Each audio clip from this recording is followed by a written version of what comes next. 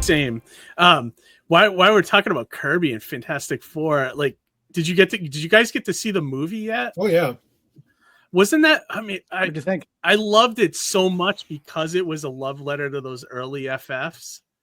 And the funny thing is, on our show we make the joke. Like, what's that? I was going to say, on our show we make the joke that we can't go an episode without mentioning Jack Kirby at least once.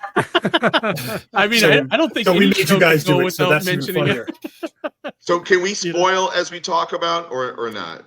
Yeah, I would say, let's just give the spoiler warning that if you haven't seen it, we're about to spoil Fantastic Four for you. Yeah, so maybe go to. Yeah, I mean, I'm all about spoilers, and I assume that, you know, after a while you might spoil by accident because you're telling something that maybe. Yeah. And again, I don't know how many spoilers there actually are in the movie, to be quite honest, because you can glean a lot of it from the trailer alone. You know, like right. And if you know the actual ending, the resolution for the ending there, that's a little bit of a spoiler. I would be bummed out if somebody told me how it ended. But I was thinking, like, I'm not thinking. I was going to say, and it's not too much of a spoiler, but I love that they started the movie 4 years later, you know? Yeah. And so what that did, though, interestingly enough, is it removed that kind of tragic thing, the idea of a tragic thing, you know? Yeah. And I think, was I missing that? I wasn't necessarily missing that, but we did get an Ever Loving Blue-Eyed thing, you know, who has a moment of like, I got a skin condition, you know. I like that about this version of the Thing is that there was a lot more self-acceptance, right? He was already kind of he was like the gentle, gentle Thing, exactly. Right. And there's a moment with Reed where he like kind of bring it up again. He's like, no, and Reed still feels very guilty. So you know what that means? That means he's going to try to reverse the effects again, you know, at some point, as he does, which was one of the stories that I drew in the FF, written by James Robinson, who wrote Starman. Oh, nice. Make the little circle right there. I'll have to look for that. I'd love to read that. But it was a fun Fantastic Four run. But no, I it's just like I'd rather people just experience it on their own. I thought it was a very tight movie. There was hardly any fat on it. I did think what made me laugh, and I kept thinking, was this a joke?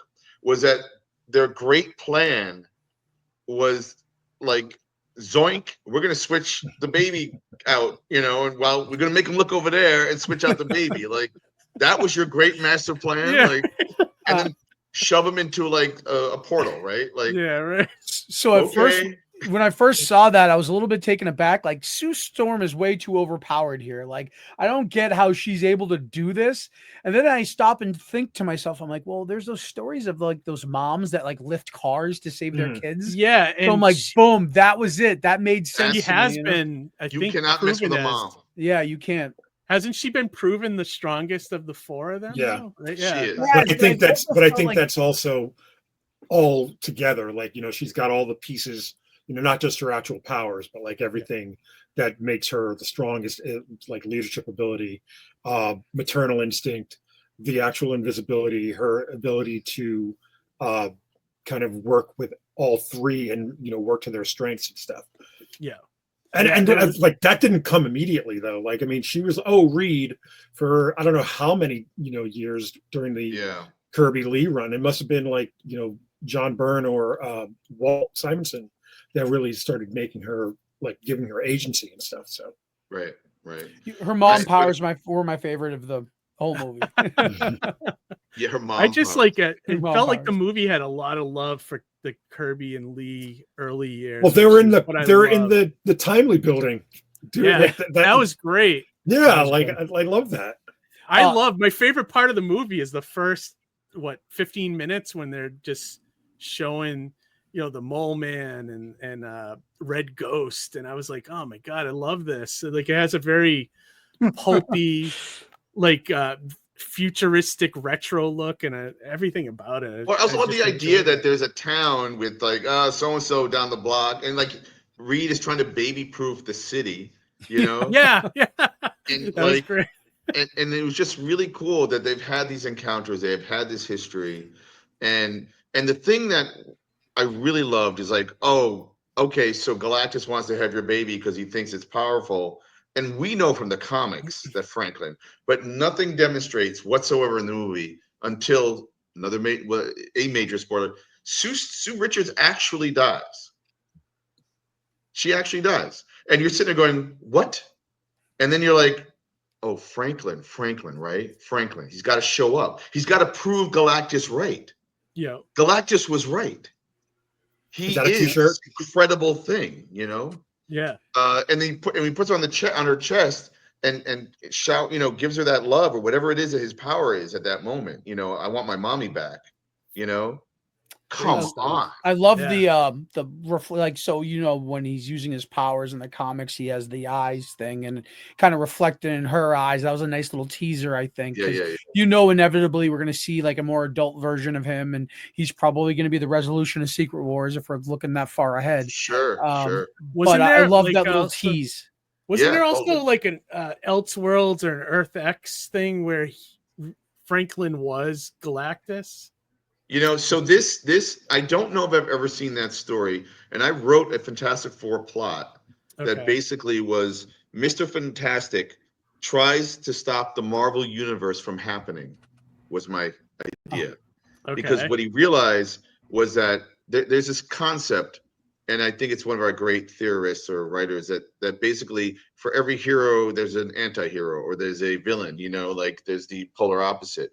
And with that in mind, I thought, well, remove all heroes, you won't have those kinds of villains. You'll have villains like bad people, as we do, but not super villains if you take away the superhero. Because what happened in my story is at the very end of what's happened is that Franklin has killed basically Galactus, consumed him, but taken over his armor or whatever. And Ego the Living Planet is trying to now have a battle with him, and he eats Ego the Living Planet, but becomes crazy because of Ego the Living Planet. And then so they have to try to kill Franklin, who's Galactus, who's gone crazy, and Dr. Doom even sides with the Fantastic Four, and all this stuff happens, and they get into a time machine. They go back to, I don't know, a month before they flew that rocket ship, so they don't have powers, and this is where my story begins. But also, going back to the Fantastic Four movie, I love the future retro. What's it? The term retro futuristic. Yeah. I want to live there. I want to be there. I do too. That was so cool, and the fashion was the best. I like that Times Square. That's a Times Square I remember. I love that they paid homage to the old Hanna-Barbera cartoon too. I thought that was great. The retro futuristic style actually helped me accept Pedro Pascal as Mr. Fantastic. Because honestly, I was having a real hard time. Keith and I talk about it all the time. There's like Pedro Pascal fatigue. He's everywhere. He's in everything. Mm-hmm. I mean, he's great in everything. Don't get me wrong, but there's like so much, you see him everywhere. You're like, okay, enough already with this guy. Right. But the fact that it was retro futuristic, he had that like mustache and like he was a celebrity with Sue Storm to that point, almost kind of was like, what if like Desi and Lucy had superpowers? That's kind of like interesting way to look at it. And that kind of helped me accept him as Reed. And then he started doing all these Reed things. Never even thought about it that way. Yeah. And so that's what like that helped me accept him as the character. And when he started talking like Reed, like I accepted it fully. So time out. You got Desi and Lucy as Reed and Sue. That would make the Thing Jackie Gleason? No. Yes. No. The Thing is who's the neighbor? Fred Mertz? Fred Mertz is the Thing, man. Yes. So then who's Johnny? Like Leave It to Beaver? Like Dennis the Menace? I don't know. Well, let's Eddie Haskell. Eddie Haskell. I think you're right, man. And if it's not Fred Mertz, then it's totally Jackie Gleason. Absolutely. Absolutely. That would be awesome. Oh man, I want to see that. Well, we kind of got that. We got that a little bit, like I said. Although that would make for a great like print at a Comic-Con. Like if I was walking and I saw like Desi and Lucy as like Mr. and Mrs. Fantastic, the Fantastic Four or whatever, I would totally buy that. That's or like a cosplay of or cosplay, exactly. Like Lucille Ball hair. Calling all Terrificon cosplayers out there. That's what I want to see this weekend. That would be awesome. That's so great.